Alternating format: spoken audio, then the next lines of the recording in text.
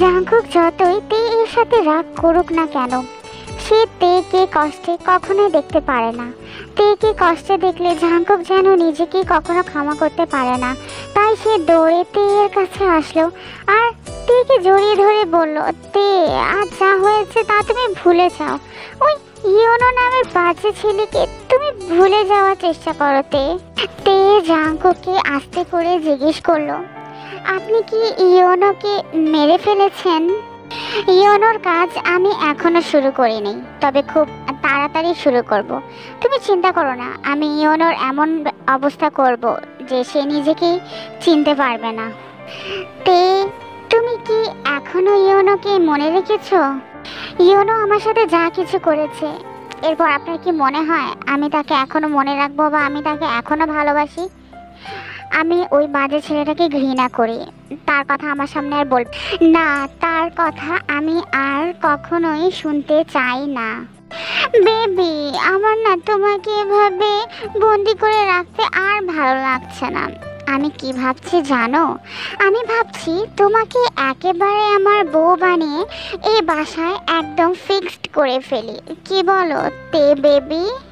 তে এই কথা শুনে চুপ করে আছে, কিছুই বলছে না। কি হলো তে, তুমি কোনো কথা বলছো না কেন? বলো, তুমি আমাকে এখনো বিয়ে করতে চাও না? এখন তো তোমার আর আমার মাঝে ইয়োনো নেই, তাহলে কেন তুমি এখন চুপ করে আছো? উত্তর দাও। জাঙ্কুক, আমাকে কিছুটা সময় দিন প্লিজ। আমাকে এই ব্যাপারটা নিয়ে এখনো ভাবতে হবে। আমি এখনো আপনাকে বিয়ে করতে বা ভালোবাসতে পারছি। জাঙ্কুক এই কথা শুনে রাগে তে এর সামনে রাখা ফুলদানিটা মাটিতে আছাড় মেরে ভেঙে ফেললো আর বলল, তে আমি তোমাকে 2 দিনের মধ্যে বিয়ে করব, আর এই 2 দিনের মধ্যেই আমি তোমাকে আমার বউ বানিয়ে এই ঘরে নিয়ে আসব।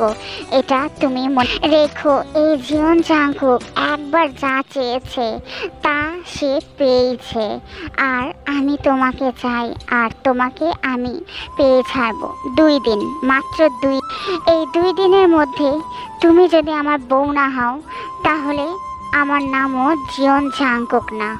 কিন্তু আমি যে আপনার মতো মাফিয়াকে বিয়ে করতে পারবো না। আমার যে মাফিয়াকে ভালো লাগে না। আর আমাকে একটু সময় দিন প্লিজ, আমি আপনাকে আগে বুঝতে চাই, তারপর। জাঙ্কুক অনেক জোরে জোরে হাসলো আর বলল, তে তোমার আর বুঝতে হবে না, আর তোমার আমাকে ভালোবাসতে হবে না। তোমার কাছ থেকে ভালোবাসাটাও আমি আদায় করে নেব, সেটা যেভাবেই। জাঙ্কুক এসব কথা বলে অন্য রুমে চলে গেল আর সেখানে বসে বসে ড্রিঙ্কস করছে। আর তখন সে খুব চিল্লিয়ে বলল, কেন কেন আমার সাথে এমন হয়? আমি যাকে ভালোবাসি সে আমাকে ভালোবাসে না কেন? কেন সে সব সময় আমার থেকে এভাবে দূরে চলে যেতে চায়? আমি যখনই কাউকে ভালোবেসেছি তখনই সেই মানুষটা আমাকে ছেড়ে চলে গেছে। আমার মাকে আমি কত ভালোবেসেছিলাম, কিন্তু আমার মাও আমাকে ছেড়ে চলে গেল। আর এখন না, আমি তেকে পারবো না। এই 2 দিনের মধ্যে আমি তেকে আমার বউ বানিয়ে ছাড়বো। জাঙ্কুক তখন মহিলা গার্ডকে বলল তেকে খাবার দিতে। মহিলা গার্ড এসে তেকে খাবার দিয়ে গেল। তে খাবার না খেয়ে চুপ করে খাবারের দিকে তাকিয়ে আছে। তখন জাঙ্কুক রুমে এসে দেখলো তের সামনে খাবার রাখা আছে আর তে অন্যমনস্ক হয়ে অন্য কোথাও কি যেন চিন্তা করছে। তখন জাঙ্কুক তাকে ধমক দিয়ে বলল, আইতে খাবার খাচ্ছে না কেন? সবসময় কি আমি তোমাকে খাইয়ে দিব? নিজের হাতে খেতে পারো না? খাও বলছি।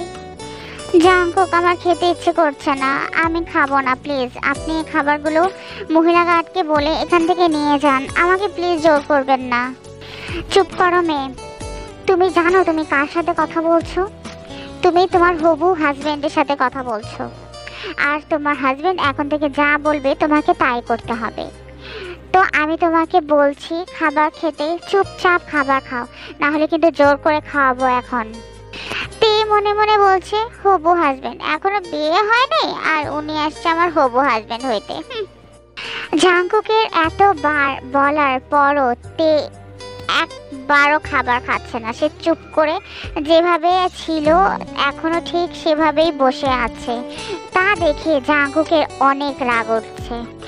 আই মেয়ে, বেশি আহ্লাদে দিয়ে দিছি তোমাকে, তাই না? মুখ হা করো, এবার তো তোমাকে খাবার খেতেই হবে। জাঙ্কুক তখন তেকে জোর করে খাবার খাওয়ালো। তে হঠাৎ করে জাঙ্কুককে বলে উঠল, জাঙ্কুক, আপনি খাবার খেয়েছেন? জাঙ্কুক তের মুখে এই কথাটা শুনে পুরোই অবাক হয়ে গেল, কারণ তে তাকে কখনোই এই কথা জিজ্ঞেস করে নাই। আজ প্রথম তে তাকে এই কথাটা জিজ্ঞেস করলো। জাঙ্কুক তে এর কাছে এসে তে ঠোঁটে হালকা করে একটা কিস করে তাকে তার বুকে টেনে নিল। তে এর আজ জাঙ্কুকের বুকে জড়িয়ে ধরা যেন অনেক ভালো লাগছে। জাঙ্কুকের স্পর্শ তের অনেক বেশি ভালো লাগছে আজ। নিষ্ঠুর এই পৃথিবীতে একমাত্র জাঙ্কুকের বুকে মাথা রেখে সে নিজেকে খুব বেশি নিরাপদ মনে করছে। নিজেও আজ জাঙ্কুককে জড়িয়ে ধরে আছে। জাঙ্কুককে জড়িয়ে ধরে থাকতে থাকতে তের যে কখন ঘুম চলে আসলো তে নিজেও বুঝলো না। তে একদম গভীর ঘুমে ঘুমিয়ে আছে। জাঙ্কুকও আজ তেকে বুকে জড়িয়ে ধরে ঘুমিয়ে গেছে। সকালে সকালে তের যখন ঘুম ভাঙলো তখন সে নিজেকে জাঙ্কুকের বুকে মাথা রাখা অবস্থায় পেল। সে ভাবলো, সারা রাত আমি তাহলে জাঙ্কুকের বুকে মাথা দিয়ে ঘুমিয়েছিলাম। তে তখন ওঠার চেষ্টা করছে, কিন্তু সে উঠতে পারছে না। তখন কারণ তের ওড়নাটা জাঙ্কুকের গলায় পেঁচানো। তে জাঙ্কুকের দিকে এক দৃষ্টিতে তাকিয়ে আছে আর মনে মনে ভাবছে, ছেলেটা দেখতে আসলে অনেক সুন্দর। ছেলেটার চোখ, নাক, ঠোঁট অনেক আকর্ষণীয়। জাঙ্কুকের ঠোঁট যেন তাকে কাছে টানছে। জাঙ্কুকের গোলাপি ঠোঁট দেখে তের কেমন যেন খুব লজ্জা লাগছে। তার মনে হচ্ছে জাঙ্কুকের ঠোঁটে একটু হাত বুলাতে, কিন্তু আবার ভাবছে জাঙ্কুক যদি ঘুম থেকে উঠে যায় তখন তাকে দেখে না না না তের অনেক লজ্জা লাগবে। এ কথা চিন্তা করে তে যেন একদম লজ্জা লাল হয়ে যাচ্ছে। তখন সে তাড়াতাড়ি করে উঠলো। ঠিক তখন জাঙ্কুক তার হাত চেপে ধরে তাকে আবার বিছানায় ঘুম পাড়িয়ে দিল। জাঙ্কুক তেকে এত জোরে ধাক্কা দিল যে তে জাঙ্কুকের বুকের উপর আবার পড়ে গেল। তখন জাঙ্কুক তেকে খুব ভালো করে দেখলো আর বলল, কি ব্যাপার তে, তুমি ঘুমিয়ে আমি যখন ঘুমিয়ে থাকি তখন তুমি আমাকে লুকিয়ে লুকিয়ে দেখো, তাই না? আর আমার ঠোঁটেও তোমার কিস করতে ইচ্ছে করছে, তাই না? নাও, আমার এই ঠোঁটে তুমি যত ইচ্ছা অত কিস করো। নাও, আমি তো আমার ঠোঁট তোমাকে দিলাম, নাও কিস করো। নাও, কিস করছো না কেন? করো। তে তখন লজ্জায় সে যে কোথায় লুকাবে সে নিজেও বুঝতে পারছে না। সে মনে মনে ভাবছে, এই জাঙ্কুকটার হাতে ধরা পড়েই গেলাম। ইস, এখন কি যে লজ্জা লাগছে আমার। তে যাও, তাড়াতাড়ি করে ফ্রেশ হয়ে আসো।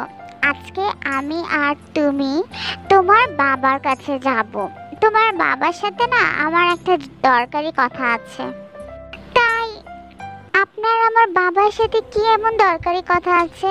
প্লিজ আমাকে বলুন না, আমিও শুনবো, আমিও জানতে চাই, বলুন না প্লিজ। হ্যাঁ হ্যাঁ ঠিক আছে, তোমার সামনেই তো বলবো। তোমাকে নিয়ে যাচ্ছি কেন, তোমার সামনেই সব কিছু বলবো। আগে তুমি ফ্রেশ হয়ে আসো, তারপর আমি আর তুমি একসাথে ব্রেকফাস্ট করবো। যাও। তে ফ্রেশ হয়ে নাস্তা টেবিলে বসলো। জাঙ্কুক আর তে একসাথে নাস্তা করছে। জাঙ্কুক বারবার তের দিকে তাকিয়ে আছে আর তেও আর চোখে বারবার জাঙ্কুককে দেখছে। খাবার খেতে খেতে তে এর ঠোঁটের কিনারে কিছুটা খাবার লেগেছিল আর তখন জাঙ্কুক সেটা তে এর কাছে এসে তে ঠোঁটে নিজের ঠোঁট লাগিয়ে তে এর ঠোঁটের কিনারের খাবারটা খেয়ে নিল। তে তাড়াতাড়ি করে লজ্জা পেয়ে উঠে দাঁড়ালো আর বলল, আমার খাবার শেষ, আমি এখন রেডি হতে যাচ্ছি। এই বলে তে দৌড়ে পালালো। তে একটা সুন্দর কালো ড্রেস পরে দাঁড়িয়ে আছে, ঠোঁটে হালকা লিপস্টিক, গালে হালকা মেকআপ আর জাঙ্কুক কালো একটা স্যুট পরেছে। আজ দুইজন এর ম্যাচিং ড্রেস দেখে মনে হচ্ছে যে তারা দুইজন আসলে রিয়েল কাপল। জাঙ্কুক তার হাতে ঘড়ি পড়তে পড়তে এর রুমে আসলো আর বলল চলোতে। ঠিক তখনই সে তেকে দেখলো যে তে পুরো রেডি হয়ে দাঁড়িয়ে আছে আর তেকে এই কালো ড্রেসে যেন অনেক বেশি সুন্দর লাগছে। জাঙ্কুক তে এর থেকে চোখ যেন সরাতেই পারছে না, এত সুন্দর একটা মেয়ে তার সামনে দাঁড়িয়ে আছে। তখন তে জাঙ্কুককে বলল চলুন, এভাবে দাঁড়িয়ে আছেন কেন? জাঙ্কুক তে এর কাছে এসে বলল একটা মানুষ এত সুন্দর কিভাবে হতে পারে? তখন সে তে এর চুলের খোপাটা খুলে দিল। আরে জাঙ্কুক, আপনি আমার এই চুলের খোপাটা খুলছেন কেন? আমি কত কষ্ট করে খোপা করেছিলাম জানেন? হ্যাঁ জানি তো, তাই তো তোমার এই চুলের খোপাটা খুলে দিলাম, কারণ তোমাকে খোপায় নয় বরং চুল খোলায় বেশি সুন্দর লাগে। তখন জাঙ্কুক তে এর হাতে একটা লিপস্টিক দিল। আপনি আমাকে লিপস্টিক দিচ্ছেন কেন? আমি তো লিপস্টিক লাগিয়েছি, আপনি দেখতে পাচ্ছেন আমার ঠোঁটে লিপস্টিক লাগানো আছে। জাঙ্কুক একদম রোমান্টিক ভাবে তেকে বলল কারণ আমি এখন তোমার ঠোঁটের লিপস্টিক খেয়ে শেষ করব, তাই তোমাকে আগে থেকে এই লিপস্টিকটা দিলাম। তে এই কথা শুনে কি উত্তর দিবে? সে লজ্জা পাচ্ছে, তাই সে মাটির দিকে তাকিয়ে আছে আর মাটির দিকে তাকিয়ে বলল জাঙ্কুক প্লিজ এসব বলা বন্ধ করেন, চলেন এখন। তে যখন চলে যাচ্ছিল তখনই জাঙ্কুক তে এর হাতটা ধরে ফেললো আর নিজের কাছে টেনে তে এর চুলটা তার কানের পিছে দিয়ে দিল আর বলল তে তুমি কি মাফিয়া কিং এর একমাত্র কুইন হবে? তে জাঙ্কুকের কথার কি উত্তর দিবে সে কিছুই বুঝতে পারছে না, সে একদমই বরফের মতো সেখানে জমে আছে। জাঙ্কুক তে এর কোমরে হাত দিয়ে তেকে তার বুকে টেনে নিল আর তে এর ঠোঁটে হাত ঘষতে লাগলো। তে এর লিপস্টিক সে হাত দিয়ে ঘষে এদিক ও ছড়িয়ে দিচ্ছে। তে এর নিঃশ্বাস একদম যেন ভারী হয়ে যাচ্ছে আর তে এর এই গরম নিঃশ্বাস জাঙ্কুকের হাতে পড়ছে। তেরও ইচ্ছে করছে জাঙ্কুকে জড়িয়ে ধরতে। তখন তে জাঙ্কুকের আঙ্গুলে একটা কামড় দিল। জাঙ্কুক তখন তেকে আরো কাছে টেনে নিল। তে এর ঠোঁটে হালকা করে একটা কামড় দিয়ে বলল বেবি আমি তোমার লিপস্টিকটা নষ্ট করে দিয়েছি, আসো বেবি আমি তোমার ঠোঁটে লিপস্টিকটা দিয়ে দেই। তে এতক্ষণ চোখ বন্ধ করে জাঙ্কুকের সব কিছুই যেন উপভোগ করতে লাগলো। সে চোখ বন্ধ করে বলল লাগবে না মাফিয়া, আমি লিপস্টিকটা নিজে দিতে পারবো। আপনি তো লিপস্টিকের সাথে সাথে আমার পুরো মেকআপটাই নষ্ট করে দিলেন। সরি বেবি, রাগ করে না। তখন জাঙ্কুক তে এর ঠোঁটের যেখানে যেখানে লিপস্টিক লাগানো আছে সেখানে সেখানে জাঙ্কুক তার হাত দিয়ে সেখানে স্পর্শ করতে লাগলো আর সেখানে হালকা করে বারবার কিস করতে লাগলো।